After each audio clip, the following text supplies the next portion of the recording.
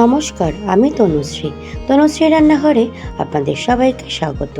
আপনারা কেমন আছেন? আশা করছি আপনারা ভালো আছেন, আর আমিও আপনাদের ভালোবাসায় ভালোই আছি। আজকের আমার রেসিপি সর্ষে ইলিশ ভাপা। আমরা ছোট বড় প্রত্যেকেই ইলিশ খেতে ভীষণই ভালোবাসি। চলুন বকবক না করে রেসিপিটা এবার শুরু করা যাক। আমি এখানে ইলিশ মাছ পেটি আর গাদা আলাদা করে কেটে নিয়েছি, সঙ্গে এক পিস মাথাও নিয়ে নিয়েছি। পরিষ্কার করে ধুয়ে নুন হলুদ ভালো করে মেখে নিয়েছি। এবার একটা মশলা বানিয়ে নেব।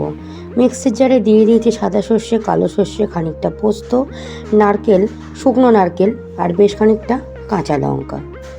দিয়ে দেব পরিমাণ মতন লবণ আর হলুদ, আর দেব খানিকটা সর্ষের তেল। এই সর্ষের তেল দিয়ে মশলাটা ভালো করে পেস্ট করে নেব।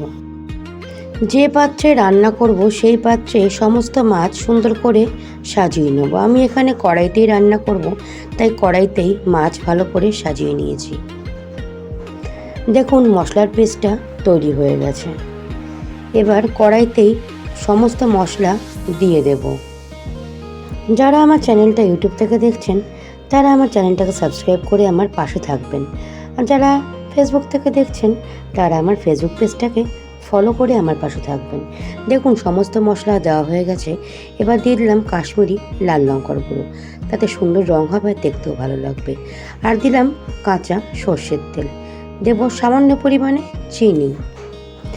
এবার সমস্ত উপকরণ হাত দিয়ে একবার মেখে নেব। পুরনো বন্ধুদের অসংখ্য ধন্যবাদ আমার পাশে থাকার জন্য। নতুন বন্ধুদের জানাই সাদর আমন্ত্রণ। আজকের আমার রেসিপি সর্ষে ইলিশ ভাপা।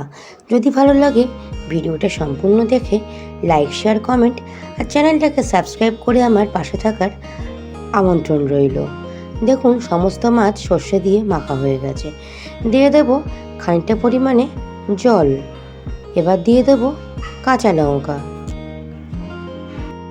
আমি এখানে 5 থেকে 6টা কাঁচা লঙ্কা দিয়েছি। আপনারা আপনাদের পরিমাণ মতন ঝালটা কমিয়ে বা বাড়িয়ে নিতে পারেন। ঢাকা চাপা দিয়ে অন্তত 15 থেকে 20 মিনিট রান্না করে নেব। দেখুন আমি 15 মিনিট পর ফিরে এলাম, মাছও সুসেদ্ধ হয়ে গেছে।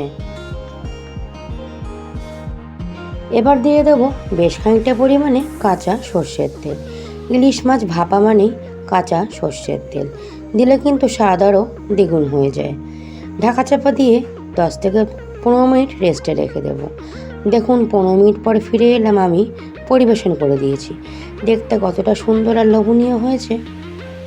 গরম গরম ভাত হলে আর কিছুই লাগে না। আজকের আমার রেসিপি সর্ষে ইলিশ ভাপা। যদি ভালো লাগে বাড়িতে একবার হলো বানিয়ে নিতে পারেন, আর বাড়িতে বানালে আমাকে কমেন্ট করতে ভুলবেন না। দুপুরবেলা হোক বা রাতে গরম গরম ভাতের সাথে খেতে কিন্তু অসাধারণ লাগে। আপনারা সুস্থ থাকবেন আর ভালো থাকবেন। অন্য কোনো রেসিপি নিয়ে আপনাদের সামনে আবার হাজির হয়ে যাব। টাটা বন্ধুরা।